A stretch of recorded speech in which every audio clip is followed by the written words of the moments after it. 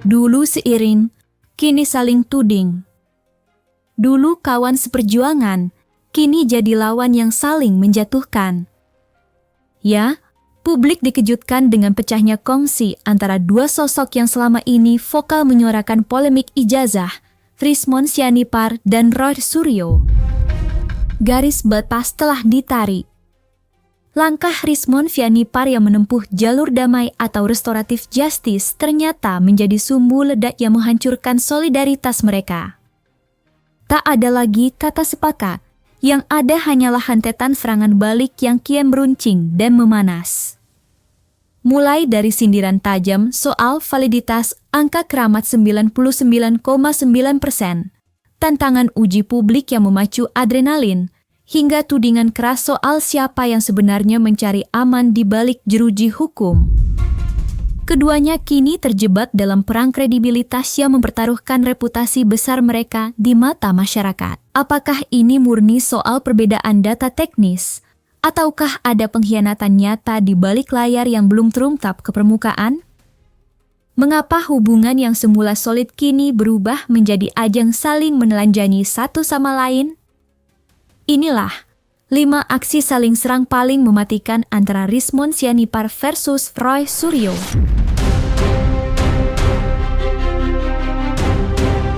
Aksi dimulai ketika Rismon Sianipar secara terbuka menyerang kredibilitas hasil analisis Roy Suryo.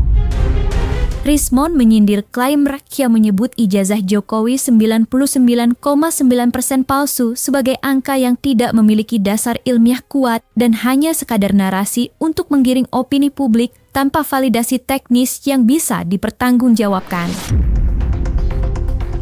Ya, hentikanlah kepada pihak-pihak yang selalu merepetisi, mengulang-ulang klaim bohong, klaim palsu, 99,9% palsu.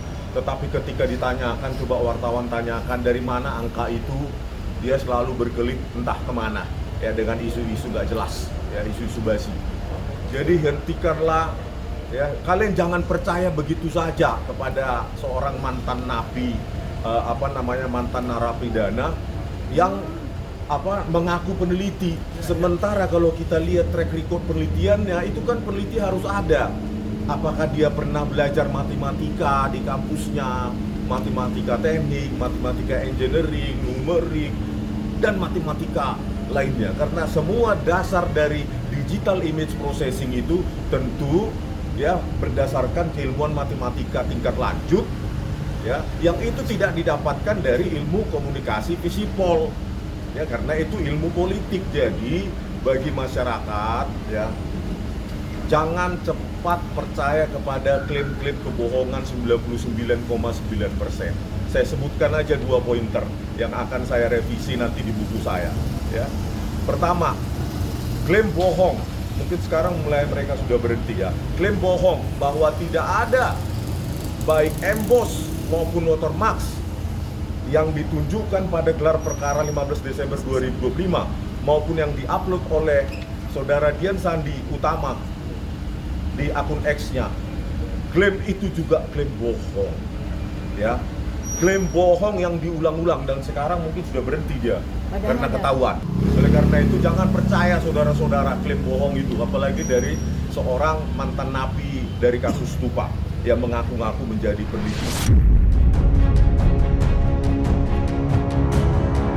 Tak tinggal diam, kubu Roy Suryo melancarkan serangan balik dengan meragukan hasil penelitian Rismon.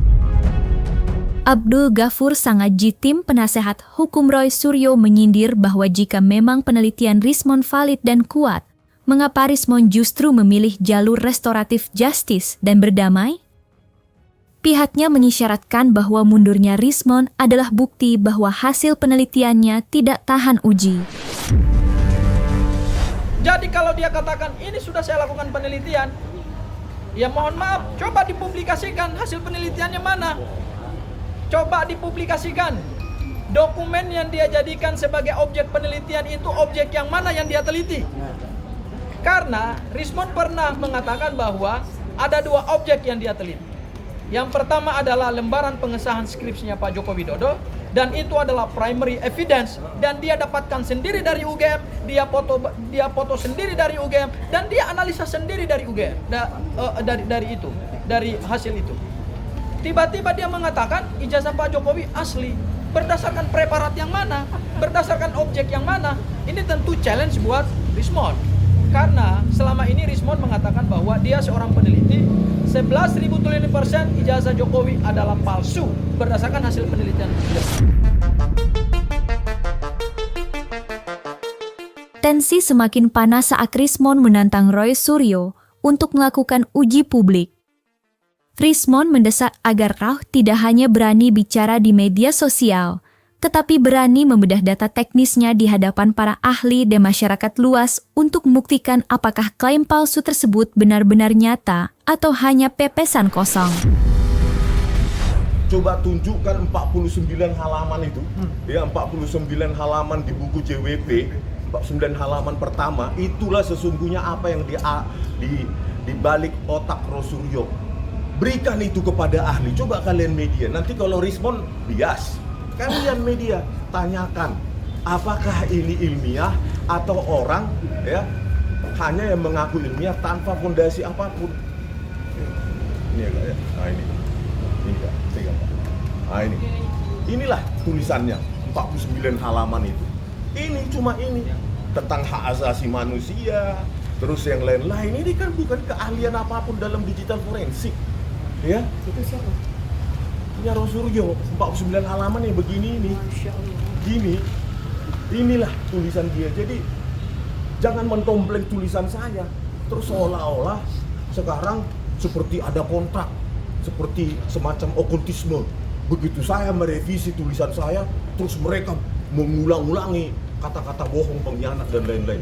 Padahal banyak yang ngomong itu, terutama para pengacara itu. Masuk ke kasus ini pun di tengah jalan.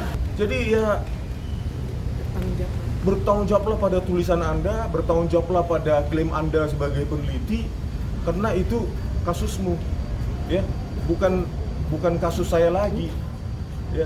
Saya berpendapat bahwa peneliti bisa salah. Kalau Anda yang mengaku peneliti nggak bisa salah, ya terserah, itu urusanmu.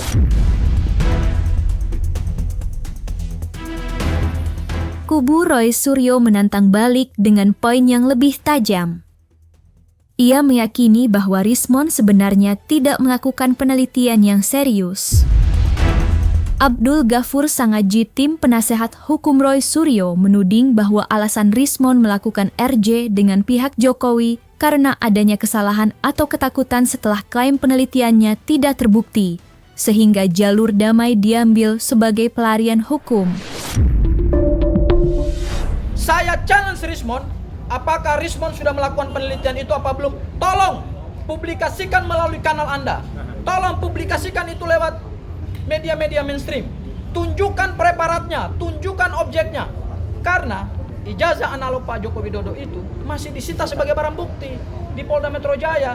Dan pada tanggal 15 Desember 2025 pada saat dilakukan gelar perkara khusus, kami juga sempat melihat ijazah itu. Ijazah itu jangankan dipegang, dirabah, dielus-elus, disentuh, itu nggak boleh.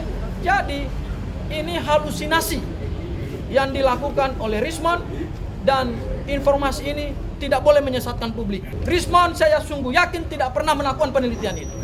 Hanya karena ada kepentingan hukum untuk bebas dari laporan relawannya Jokowi, di mana ada dugaan tindak pidana pemalsuan ijazah, ada dugaan tindak pidana pemalsuan surat keterangan kematian, dan kemudian juga ada perkara hukum yang dihadapi dengan laporan Pak Joko Widodo. Itulah terjadi konflik of interest, sehingga Rismond kemudian mengambil langkah untuk berkompromi terhadap hasil penelitiannya, sehingga dia katakan dia sudah melakukan penelitian. Tetapi saya sungguh yakin bahwa Rismond belum melakukan penelitian apapun, ya, karena objeknya itu dia tidak pernah lihat, objeknya dia tidak pernah foto, objeknya dia tidak pernah pegang. Pertanyaannya, Anda melakukan penelitian dengan preparat apa? Dengan objek penelitian yang mana? Itu tentu harus disampaikan kepada publik supaya publik makin paham.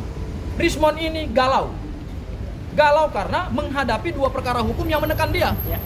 Galaunya itulah yang membuat dia juga galau. Akhirnya dia mengajukan restoratif justice, dan akhirnya juga pada akhirnya dia memimpikan SP3.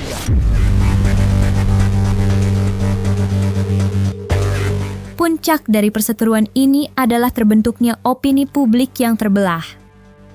Kini, masyarakat menunggu pembuktian nyata. Apakah analisis teknis Freud Suryo yang tetap konsisten di jalur hukum yang benar, ataukah argumen Rismon Sianipar yang menyebut penelitian rak cacat logika? Perseteruan ini bukan lagi soal ijazah semata, melainkan pertaruhan reputasi dua sosok yang dianggap pakar di bidangnya. Lantas seperti apa tanggapan Rismon dan Rauf? Jadi inilah penelitian, inilah membuktikan bahwa penelitian itu bisa salah. Karena saya tidak terikat dengan afiliasi politik apapun, gerakan politik apapun, gerakan apapun yang di balik mereka, ya, maka saya bebas. Dan itu bisa kita perdebatkan di ruang ilmiah. Jadi Omon ini, meskipun sudah RJ, dia nggak bisa lari dari dua kasus hukum yang berat. Satu, ijazah palsu yang dilaporkan oleh teman-teman di sana, oleh Bill Fakih, oleh si Joshua Sinambela dan Roni Teguh. Dan itu nggak boleh diberhentikan. Itu penipuan besar. Yang kedua, dia nggak bisa lari dari Pak Yusuf Kalla yang melaporkan dia karena dia melakukan pembicaraan soal ada dananya. Bukan hanya soal AI. Memang statement yang ada di sosial media itu AI, artificial intelligence. Tapi Omon ketika ngobrol dengan orang namanya Andi Aswan. Pasti kita pengen ekspresi, mengedepankan estetika. jelas tadi mendengarkan.